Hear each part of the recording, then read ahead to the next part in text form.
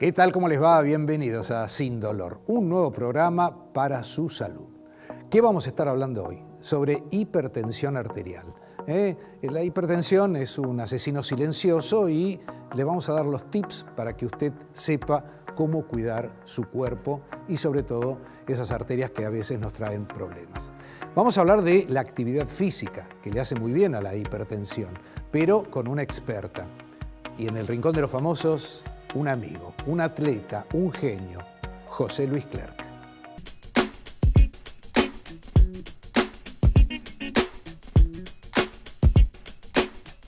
Bueno, hoy un invitado especial porque aparte de ser un genio en el tenis, es un gran amigo, José Luis Clerc. ¿Cómo te va? Batatita, muchísimas gracias por venir. Por a favor. Sin Dolor. La gente de Sin Dolor quería y me pedían gente del deporte y quién mejor que vos para poder estar acá. Exacto. Bueno, a ver, queremos saber un poco la vida de un deportista, vos que has recorrido el mundo y que has tenido tantas competencias y demás. Te has lesionado mucho, has tenido muchos desgarros, te ha tratado bien el esqueleto, la musculatura durante tu vida deportiva. Bueno, vos sabés, me conocés hace tantos años que sabés lo que me sucedió. A mí me pasó todo después que dejé de jugar. Ajá. Tuve, por supuesto, esguinces, muchísimas, porque el calzado no es como el calzado de ahora. Y Claro. jugábamos en Supreme Court. Supreme era una cancha de goma. Y yo en Supreme la movilidad no era lo mío. Me gustaba Claro. el polo de ladrillo. La tecnología que hay ahora no la tenías en esa época. No, para nada. De ningún tipo, ni de raqueta, indumentaria, ni nada. Y ahí muchas veces me doblaba el tobillo, inyección y a la cancha de nuevo. La verdad que... ¿Cuánto tiempo entrenabas antes? Y entrenaba 5 horas. Cuando yo hacía las pretemporadas, entrenaba 5 horas, pero eran 5 horas realmente muy fuertes. Me acuerdo que yo entrenaba en Chile y el Pato Rodríguez me golpeaba la puerta allá en el campo, en Nogales, me golpeaba la puerta, esa era mi llamada, ¿no? Y yo salía a correr 10 kilómetros. Hoy entrenás cuánto tiempo porque estás con alumnos y estás Sí. dirigiendo todas escuelas, tanto acá en Estados Unidos, estuviste en México, en tantos lugares. Más que entrenar, entreno a los chicos. Paso muchas horas dentro de una cancha de tenis y para eso uno tiene que estar... Pero también tenés que estar en estado. Sí, hay que estar en estado, pero bueno, tengo... Mírenlo, Usted Mírenlo. sabe, doctor, que yo tengo mi nutricionista en casa, Sí. que le me mandamos- dice, esto sí me dice, Ah, sí. esto sí se puede. La doctora Gisela Medrano, una excelente nutricionista, una médica que realmente es la esposa del señor. Que me tiene así. Bien, decime, ¿te haces chequeos médicos periódicos Sí. de análisis? Sí. ¿Fumás? No, ¿Tomás bebidas? no. ¿Y eso fue siempre una conducta de tu vida? Eso fue siempre, ese fui yo siempre. Por supuesto que, bueno, un poquito de vino así, tomo así y ya Sí. digo, me siento raro. O sea, sos un experto en bebidas colas. Sí. Y agua. Te digo, sí, a ver, te digo, agua de la canilla. Bien. Bueno, te quiero agradecer, no mucho, muchísimo por haber venido a Sin Dolor. La gente que ve este programa sabe que sos una persona muy querida, te queremos mucho y te despedimos con un enorme aplauso.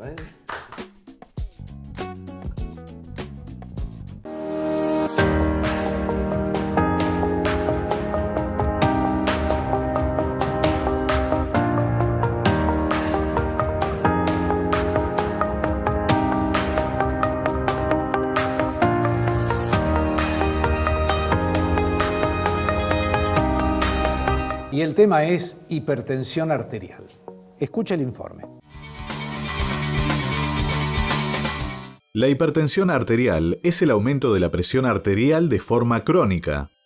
Una persona padece hipertensión cuando en diferentes oportunidades tiene registros de presión arterial iguales o mayores a 140/90.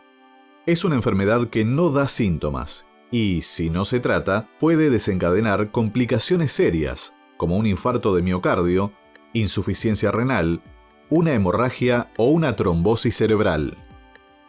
Por lo tanto, para prevenir males mayores, es fundamental que se la controle periódicamente. Algunos de los principales factores de riesgo para padecer hipertensión son bajo peso al nacer, la obesidad, la ingesta excesiva de alcohol, los antecedentes heredofamiliares, el tabaquismo, sedentarismo, tener diabetes y comer con demasiada sal. Y hoy tenemos el placer, el honor de que nos visite la doctora Ángela Romero.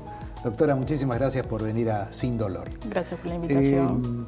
A ver, en esta cuarentena hemos tenido de todo y la gente realmente se pasó con las comidas, dejó de hacer gimnasia. ¿Ustedes notaron que hubo más hipertensión que antes? La hipertensión es una epidemia, o sea, siempre hemos tenido gran número, ahora quizá con el tema del aumento de los factores de riesgo, como el hecho del sedentarismo, la obesidad.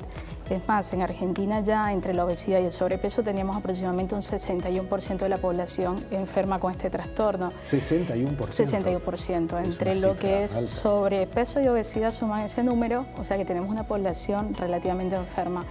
Lo que ha pasado quizá con la pandemia es que se ha sumado el factor de riesgo estrés, que ha gatillado ya el hecho del sedentarismo, la obesidad, el tabaquismo, y disparó el número de casos también. Bien. ¿Y ustedes han visto que disminuyó, porque todo el mundo se ocupaba del COVID y dejó de hacerse los controles? Totalmente. ¿Han visto una disminución en esos controles? Ha habido una disminución de los controles y ha habido un aumento de casos de infarto, de ACV, de insuficiencia cardíaca en estadios muy avanzados, porque los pacientes dejaron de asistir a los controles, dejaron de tomar mucho la medicación porque no tenían la posibilidad de que el médico le hiciera la receta o por el mismo temor de acudir a la urgencia que fueran atendidos. Bien. Ahora, cuando estamos hablando de hipertensión, estamos hablando que esas arterias que está haciendo fuerza a la sangre para poder pasar y no pueden, hacen diabluras. Entonces, la gimnasia es fundamental para esto, ¿no? Totalmente. Es que es más, el 80% de los casos de hipertensión pueden ser prevenibles, manteniendo el peso, haciendo buena actividad física, tratando de consumir la ingesta de sodio, que es como el cianuro en sí de la hipertensión.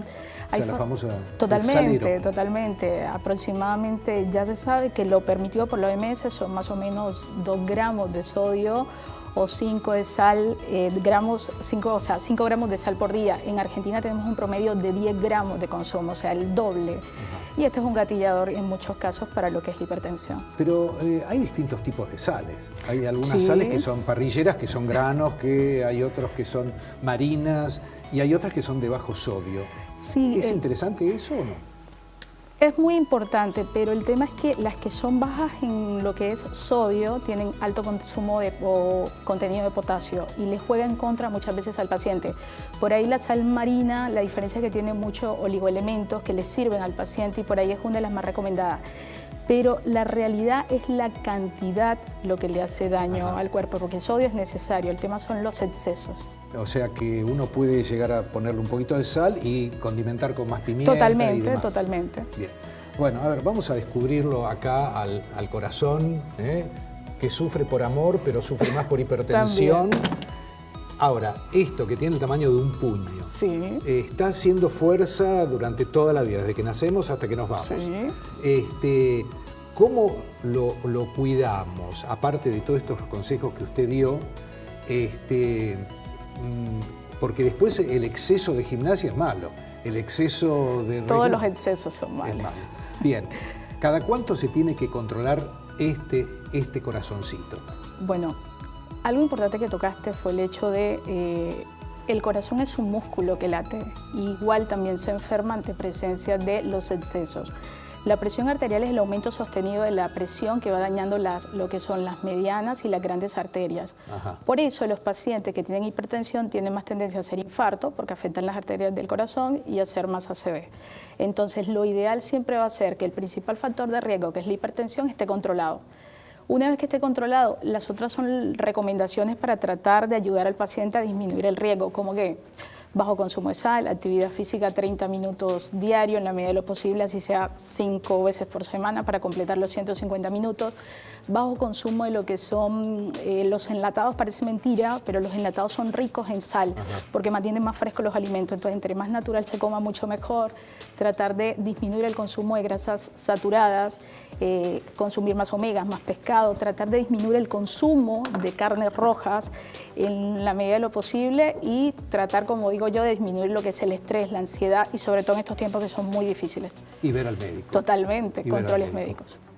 Un libro abierto. La verdad que nos dijo todo lo que tenemos que hacer y todo lo que no tenemos que hacer. Bueno, doctora Ángela Romero, un gusto haberla tenido acá. Nos dio una clase magistral. Gracias. Para que la gente se empiece a cuidar, sobre todo ahora que volvemos a la vida un poquito más normal. Y lo más importante, conocer tus números. Todos tenemos que controlar la presión para saber en qué valores estamos. Sí. Hay gente que se obsesiona con eso. Totalmente, pero es importante tener un registro de lo que son las presiones de nosotros, saber que en promedio manejamos 120-80, 120-70, lo ideal siempre es menos de 140-90, pero es importante conocer nuestros números, porque el 90% de los casos son asintomáticos. Bien, pero la gente se lo toma a lo mejor 3-4 veces por día, ¿no? ¿Con una sola vez? Totalmente, 1 o 2 veces por día, 2 veces a la semana es lo recomendado. Doctora, muchísimas gracias. Gracias. Seguimos con el programa. Yo me quedo hablando con la doctora.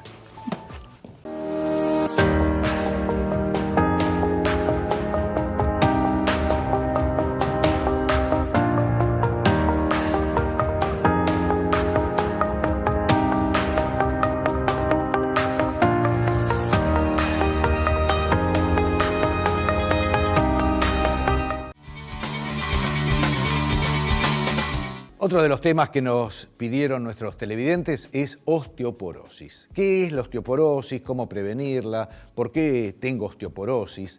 Bueno, la osteoporosis es la pérdida de los minerales en el hueso. El hueso tiene que ser duro, rígido, marfiliño, tiene que tener una consistencia que resista el peso de nuestro propio cuerpo. Con los años y con algunos detalles se va perdiendo ese calcio, sobre todo en las mujeres. Mujeres que han perdido su menstruación, personas que fuman, gente que sufre de problemas de tiroides, gente que no hace ejercicios, gente que tiene piel muy blanca. La gente de piel más oscura tiene más resistencia a tener osteoporosis. Es importante saber que cuando una persona entra en menopausia, y ya sea una menopausia precoz por alguna cirugía o porque familiarmente tienen esas características, el hueso empieza a perder calcio y lo que es duro se vuelve más blando y más quebradizo. Vamos a hacerle una muestra de cómo sería una columna con osteoporosis. Esto es una columna normal. Hacemos de cuenta que tenemos un cuchillo, lo cortamos por la mitad y le muestro la intimidad de la vértebra. Una vértebra normal es cuadrada, es rectangular, tiene una serie de trabeculaciones que le permiten tener una resistencia y soportar el peso de nuestro cuerpo. Con el tiempo empieza a perder esa forma hasta llegar a una forma que está como hundida, porque las trabeculaciones, que son los entretramados, ese entramado que tienen las vértebras y todo lo que es la consistencia del hueso, empieza a debilitarse y empieza a hacerse como si fuese un telgopor más expandido. Tiene como si fuese orificios en el medio y no tiene la resistencia adecuada. Entonces, lo que hay que saber es que hay gente que viene y dice, pero doctor, yo tomo calcio, tomo leche, yogur, queso. Bueno, usted puede tomar muchísimo calcio, pero así como lo toma, lo pierde por orina. Tiene que tomar algún fijador, tiene que tomar algo que haga que ese calcio que usted toma quede en la articulación o el hueso en sí. Esto es muy fácil de detectar a través de una densitometría ósea. Es un estudio muy simple, muy sencillo, que se lo hace su ginecólogo, un endocrinólogo, un reumatólogo, un traumatólogo. Cualquier médico que le pida una densitometría va a ver si usted tiene, con una muestra de la densitometría en la cadera y en la columna, si usted está perdiendo calcio. Hay también enfermedades que hacen que uno pierda calcio. Hay que tener en cuenta que esa gente está en un control permanente. ¿Y cómo se cura? Es simplemente haciendo ejercicios, tratando de tomar la medicación adecuada, los fijadores adecuados y usted sale del riesgo de tener que fracturarse. No todo el mundo se fractura. Para que tenga una lesión tiene que tener un hueso débil con un golpe fuerte. Entonces, si usted tiene uno de esos dos factores, por ejemplo, un golpe fuerte, pero sus huesos están bien sostenidos, no va a tener ningún tipo de problema. Osteoporosis no es el cuco de nada, no es una afección que tiene que asustarse. Simplemente un estudio, tomar una medicación y, como siempre, su médico lo va a estar ayudando. Ya seguimos con el programa. Y ahora nos vamos a poner a hacer un poquito de actividad física, pero ¿cómo hay que hacerla? Escuche el informe.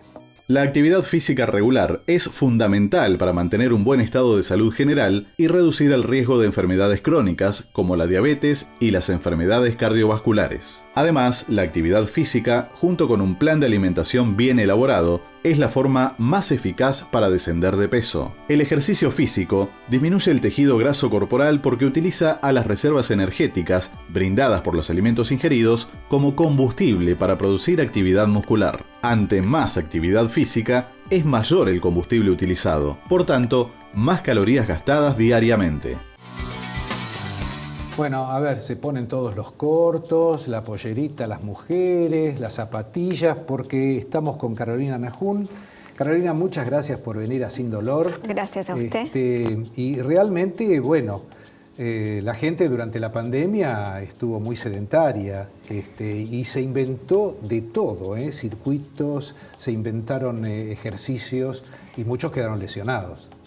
Claramente se reinventó la forma de hacer ejercicio, se empezaron a usar sillas, sí. Los bidones de lavandina empezaron a usarse como pesas, las botellitas de agua de medio litro, había mucha gente que no tenía en sus casas unas pesitas, un elástico, una banda, y se fue reinventando todo y gracias a Dios, si bien los primeros meses estuvieron en un estado más pasivo, más sedentario, a partir del segundo o tercer mes empezaron a reactivarse con todas estas herramientas que tenían en casa. Yo claro. Siempre les decía a mis pacientes, en su casa tienen un potencial gimnasio, claro. Con una silla, con la mesa, con las pesitas de agua, con los bidones, con el palo de escoba, y la verdad que a partir de ahí se generó una vuelta al movimiento importante. Que somos ingeniosos, somos ingeniosos. Sin duda alguna.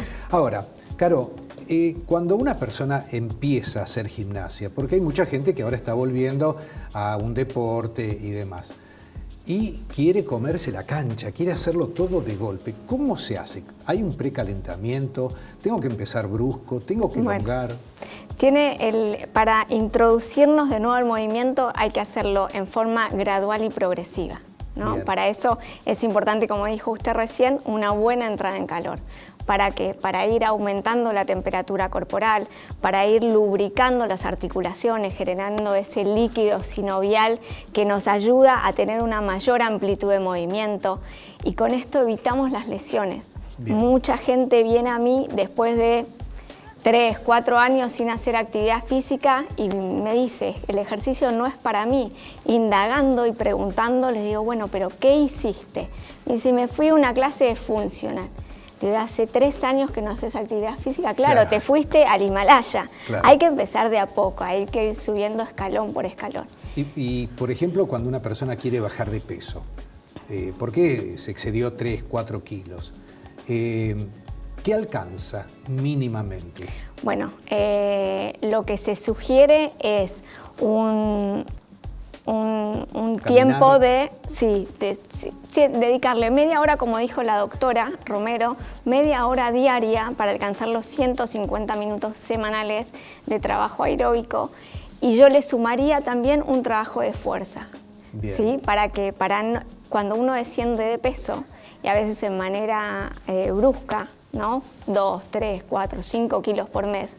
Aparte de barrer la grasa corporal, también disminuye nuestra masa magra.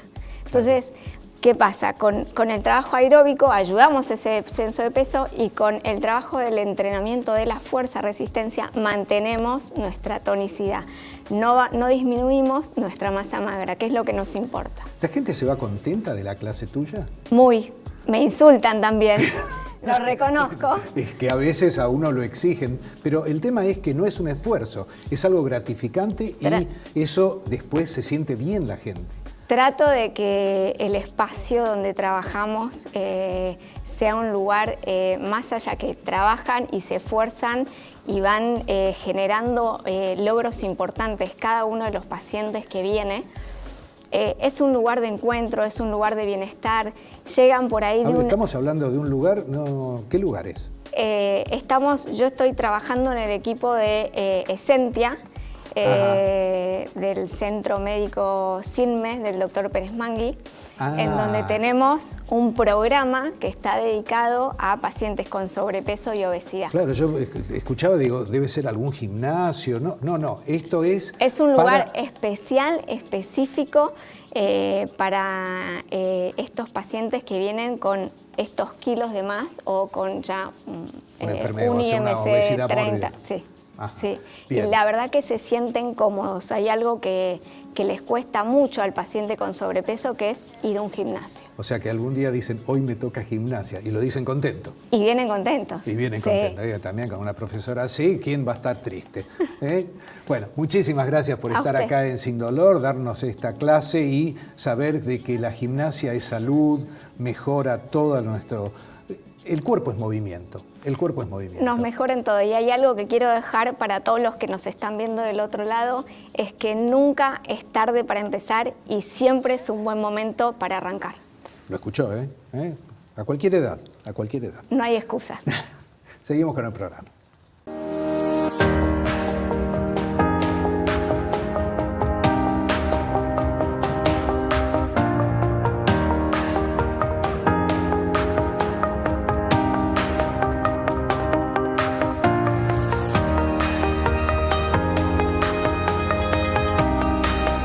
Y hoy en la columna de Demián Bucay vamos a estar hablando de depresión. Qué tema que te trajiste hoy, ¿eh? Así es, un tema importantísimo.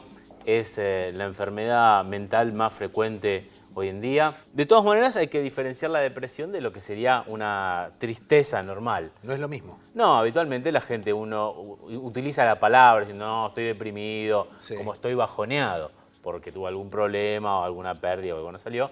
La tristeza es, por supuesto, la depresión es otra cosa que la tristeza. Incluye además que el cuerpo funciona todo en menos. Bien. Inclusive la depresión no siempre se da en forma de tristeza. Hay otras maneras. Muchas veces el sentimiento principal es desgano. La gente no tiene ganas de hacer nada, dice, no siento nada. Y eso también puede ser una parte. Es haber perdido la capacidad de sentir placer. Haber perdido la capacidad de sentir placer e inclusive la capacidad de sentir cualquier cosa. Ajá. La gente dice, no siento nada, ni placer, ni tristeza, ninguna emoción. Neutro. Y eso también puede ser un indicador de depresión. Bien. Y otro modo en el que la depresión puede presentarse es la irritabilidad. Todo me molesta, cualquier cosa que produce, estoy como en estado de tensión y estoy como muy fastidioso todo el tiempo. Irritable, intolerante. Eso es frecuente en los adolescentes. Hay que darle importancia a la depresión, no hay que minimizarla. Sobre todo los familiares a veces confunden esto con una especie de capricho y le dicen a la persona, no, pero es que tenés que poner voluntad. Claro. Y no se trata de poner voluntad porque la depresión justamente afecta la voluntad. Entonces le estamos pidiendo que haga lo que es donde está justamente su problema. Por el contrario, la depresión hay que buscar ayuda profesional. Es una enfermedad que se trata y se cura en un gran porcentaje de casos. Bien. Entonces, ¿esto es con psicoanálisis, con medicación? ¿Con depende de la gravedad de la depresión. Si la depresión es leve, con psicoterapia, psicoanálisis o terapia conductual o alguna otra, en general tiene buenos resultados. Si es una depresión moderada, en general hay que agregarle, además de la psicoterapia, medicación. Bien.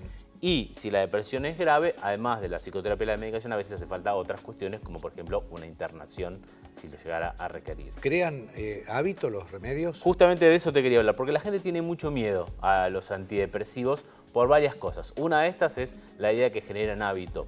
Y los antidepresivos, los que se usan hoy en día, los que son de primera elección, no generan ningún tipo de acostumbramiento, ni tolerancia, ni abstinencia. Se confunden a veces con los ansiolíticos, que sí producen eso, pero los antidepresivos no. Por último, los antidepresivos, lo que yo escucho a veces en el consultorio, que la gente dice tiene miedo que le cambie la personalidad. Sí. Y los antidepresivos no cambian la personalidad tampoco, no es que vas a ser otra persona por esto. que generan mejoría de los síntomas depresivos, pero no cambian la personalidad y tienen una muy buena respuesta, entonces perderle un poco el miedo a los antidepresivos y tomarlos como una ayuda en los casos en que sean necesarios. Siempre con final feliz, tus notas. Ojalá. Bueno, ya seguimos con el programa.